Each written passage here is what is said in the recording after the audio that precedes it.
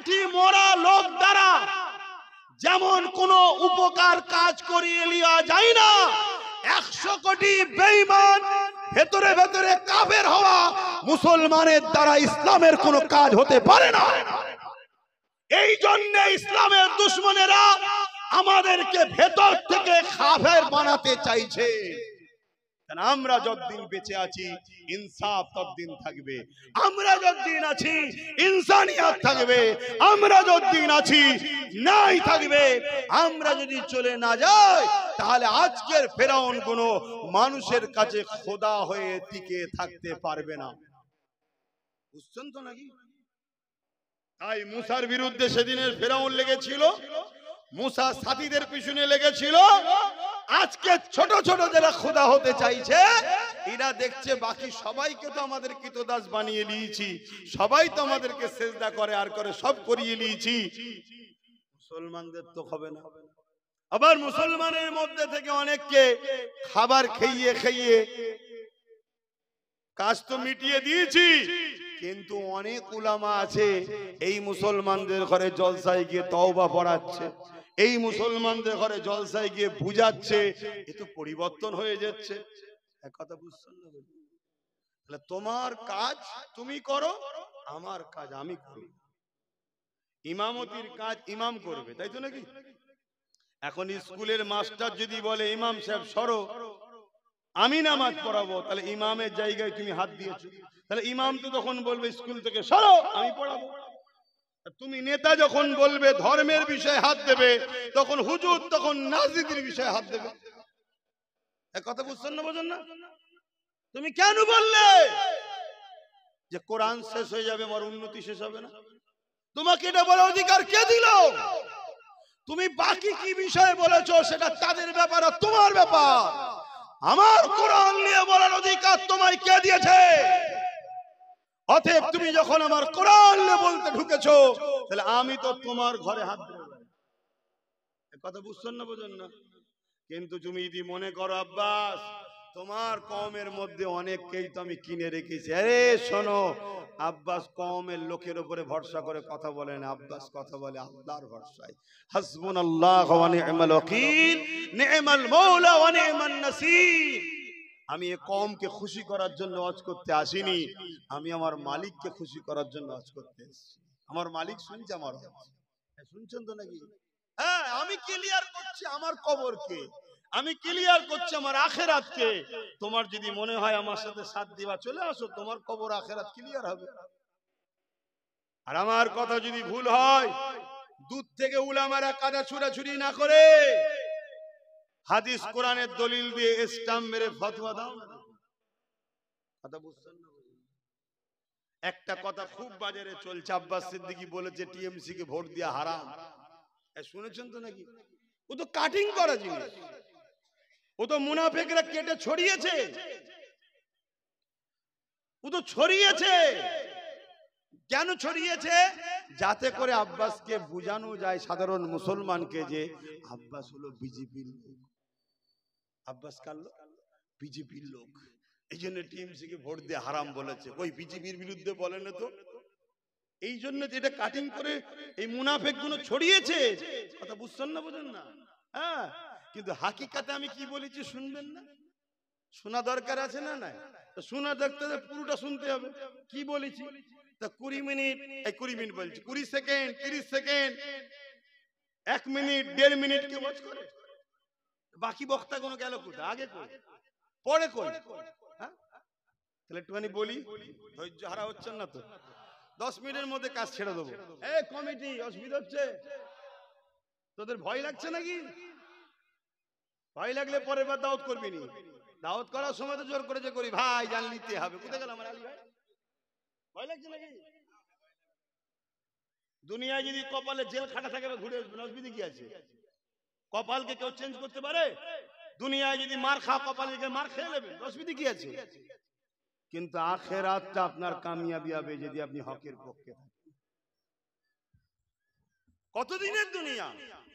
আলী ভাইয়ের কত হলো? বয়স কত হলো? 48, একদম শেষের দিকে। খুব টেনে মুড়ি কতদিন আর। আচ্ছা লাও না 30 বছর আরো বেরিয়ে দিলাম, লাও, আল্লাহ ভালো জানে।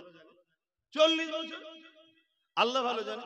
50 বছর, আচ্ছা আর 100 বছর দিলে খুশি? আল্লাহ ভালো জানে। কিন্তু গড় কি বলছে, গড়টা কি বলছে? 70-80, এর উপরে তো কেউ যাচ্ছে না। ঠিক আছে, তারপরেও ধরে নিলাম 100 বছর, তারপরেও মরণ আছে না নাই? আমি এটাই বুঝতে চাইছি, মরণ আছে না নাই? সেই জায়গায় কি জবাব দেবেন? কবরে যখন জাহান্নামের গর্ত করে দিয়ে 99টা সাপ দেবে দুমুখো, আর কালা কানা ফেরেশতা পাঠিয়ে পিটবে, তখন কি উত্তর দেবে? তো এইটা আমার বাপকে, আমার মাকে, আমার ভাইকে, আমার বোনকে বোঝানো দরকার আছে না? যে ভাই আমার গুনার মাপ আছে। সিনেমা দেখে ফেলেছিস, তওবা কর। গান শুনেছিস, তওবা কর। যাত্রা গেছিস, তওবা কর। মদ খেয়ে ফেলেছিস, তওবা কর। জেনা করে ফেলেছিস, তওবা কর। কাঁদ আল্লাহর কাছে। গুনার মাপ আছে না? না। কিন্তু ইসলামের দুশ্মনী করলে, ক্ষতি করলে, তা আমার কম কি বুঝাতে হবে না? এই ভাই, ইসলামের না ক্ষতি হয়ে যায়, উপকার যদি করতে নাও পারিস, ক্ষতি করিস নি ভাই, এটা বুঝাতে হবে তো। আর এটা বুঝাতে গেলে যারা ইসলামের ক্ষতিকারক তাদের গায়ে লাগবে না লাগবে না? কথা বলো। এখন যদি লেগে যায়, তাহলে কি ফেরাউনের বিরুদ্ধে বলা বন্ধ? আবু জেলের বিরুদ্ধে বলা বন্ধ? এই উদ্বার বিরুদ্ধে বলা বন্ধ? বলছেন না, ওখানে বলুন না। আজকে জেন তো ফেরাউনের বিরুদ্ধে বলবেন না কেন? বলছে এ তো বেঁচে আছে, ও তো মরে গেছে, ও তার আসতে পারবে না, ওর বিরুদ্ধে হদ্দ বলা বলে। ও না, ওর বিরুদ্ধে যদি 100 বার বলা হয়, ওকে তো আল্লাহ দেখিয়েছে আমাদেরকে উদাহরণ হিসাবে, ওর সঙ্গে যার মিলবে সেই সেই ফেরাউনের থেকে বিরুদ্ধে থাকতে হবে। এই জন্যই তো আল্লাহ ইজিদকে তৈরি করেছে। তো চলেন, নামাজের সময় হয়ে আসছে, আমি ছোট্ট করে এটা বলে দিই। আমি অ্যাকচুয়ালি বলেছি কি জানেন, ইসলাম বলছে অন্যায় দেখলে হাত দিয়ে রোকো। ইসলাম কি বলছে, আমার রাসূল কি বলছে? অন্যায় দেখলে একটু সাড়া দেবেন, 10 মিনিটের মধ্যে হয়ে যাবে। অন্যায় দেখলে হাত দিয়ে রোকো। যদি হাত দিয়ে রুখতে না পারো, হাতে ক্ষমতা নেই, দুর্বল মানুষ, তাহলে মুখ দিয়ে অন্যায়ের প্রতিবাদ করো। যদি অন্যায়ের প্রতিবাদ মুখ দিয়ে করার ক্ষমতা নেই, তাহলে কমসে কম অন্তর থেকে ঘৃণা করো। এই অন্তর থেকে ঘৃণা করাটা হলো ইমানের শেষ স্তর, একেবারে দুর্বল ইমান। এরপরে ইমানের আর কোনো স্তর নাই। তাহলে আজকে কেন্দ্র সরকার, আমি ঠিক এইভাবে বলবো, আজকে কেন্দ্র সরকার ওয়াকফ কালা কানুন করে আমার মসজিদ, আমার কবরস্থান, আমার ঈদগাহ, আমার খানকা নিয়ে নিচ্ছে, দখল করে নিচ্ছে। সেগুলোকে প্ল্যান করে দিয়ে বড় বড় শপিং মল, বড় বড় সিনেমা হল, থিয়েটার, কল কারখানা আদানি আম্বানির জন্য হবে। এটা নাই করছে না অন্যায় করছে? এটা আওয়াজ দিয়ে বলবেন অন্যায়। তাহলে রাসূলের হাদিস, অন্যায় দেখলে তাহলে কেন্দ্র সরকারের বিরুদ্ধে হাত দিয়ে লড়তে হবে। হাতে ক্ষমতা নেই, আছে ক্ষমতা নেই, তাহলে মুখ দিয়ে প্রতিবাদ করতে হবে। ধরেন কোন মুসলমান এমনও আছে মুখ দিয়ে প্রতিবাদ করারও ক্ষমতা নেই, তার উচিত কি? ঘন্না করতে হবে। যদি এটাও না করে কোন মুসলমান যদি কেন্দ্র সরকারকে ভোট দেয়, তার মানে তাকে সাপোর্ট করলো, আরো শক্তিশালী হোক। সে শক্তি হয়ে কি করবে? আরো মসজিদ মাদ্রাসাকে ভাঙবে। তাহলে তুমি সাপোর্ট করলে না করলে না, কথা বুঝছেন? তাহলে তার মধ্যে কি ঈমান থাকবে? এইটা আমি প্রথম বলেছি যে কেন্দ্র সরকারকে ভোট দিলে ঈমান থাকবে না। দ্বিতীয় আমি কি বলেছি? কেন্দ্র সরকারের বিরুদ্ধে লড়াইয়ের প্রতিবাদের দরকার আছে না নাই? প্রতিবাদ করতে গিয়ে হঠাৎ করে যদি রাজ্য সরকার বলে দিল্লি গিয়ে আন্দোলন করো, আর আজকে কলকাতায় নিয়ে রেখেছে, দিল্লি গিয়ে আন্দোলন করো, বাংলায় আন্দোলন হবে না। যদি বাংলায় কেউ আন্দোলন করো, গুলোগুলি করো, আমি তার সব থেকে বড় দুশ্মন হব। ও আমি বিজেপির বিরুদ্ধে আন্দোলন করলে তুমি আমার দুশ্মন, তার মানে কি তুমিও চাইছো মসজিদ মাদ্রাসা ভাঙছে, ভাঙুক, রুকা যাবে না। কথা মাথায় ঢুকছেন না কেন? তাহলে তুমি মসজিদ মাদ্রাসার দুশ্মন না বন্ধু? জোরে বলুন। তা যে দুশ্মন হয় তাকে হাত দিয়ে রুখতে হবে, যদি হাতে ক্ষমতা না থাকে মুখ দিয়ে প্রতিবাদ, যদি মুখে প্রতিবাদ নাই অন্তত ঘৃণা করতে হবে। এরপরেও না করে কোন মুসলমানের বেটা যদি একেও ভোট দেয় ঈমান থাকবে? এইটাই তো বলেছি। অনেকে আবার বলছে তাহলে এতদিন ভোট দিছিল সব, এই এতদিন বলেছিল, এতদিনে বলেছিল যে দিল্লি চলে যাও? কথা কিছু বুঝছেন তো? এই যে একটা মুসলমান ধরুন আজকে এসছে, দাড়ি টুপি আছে, নামাজ পড়া মুসলমান, আসসালামু আলাইকুম বলবো না? বলবো না? কালকে শুধু ইসলাম ছেড়ে দিয়ে অন্য জায়গায় চলে যায়, তাকে সালাম দেওয়া যাবে? তাহলে এতদিন এ বলেন দিল্লি চলে যাও, তাই এতদিন যদি কেউ দেয় বা দিতে বলে সমস্যা তো নেই, কিন্তু আজ যখন ও মসজিদ মাদ্রাসার বিরুদ্ধে, আর সাপোর্ট করা যাবে? আরো একটা কথা, যদি কেউ বলে কোরআন মিটে যাবে, তার মানে সে কোরআনের পক্ষে না বিরুদ্ধে? যে কোরআনকে মিটাবার কথা বলে কোরআনের বিরুদ্ধে, তাকে তুমি সাপোর্ট করা মানে তার ওই কথাকেও তুমি সাপোর্ট করলে, তাকে শক্তিশালী করলে। আজ মুখে বলেছে কাল বাস্তবে করবে, তার কি মান থাকবে? এই কথাটা আমি বলেছি, বলার পরে আবার কি বলেছি জানেন? সেটাও শোনেন।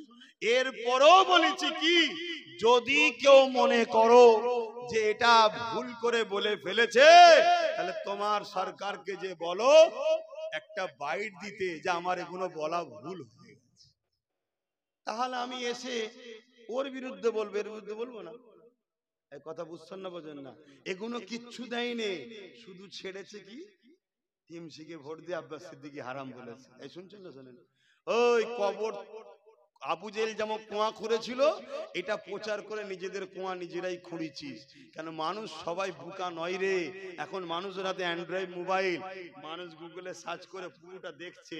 আর যাদের মধ্যে ঈমান আছে, সে দুনিয়ার স্বার্থে যদি এ সাপোর্ট করেও থাকে, আমার বক্তব্য আলোচনা শোনার পরে তার দিল জাগবে আল্লাহর ভয়েতে।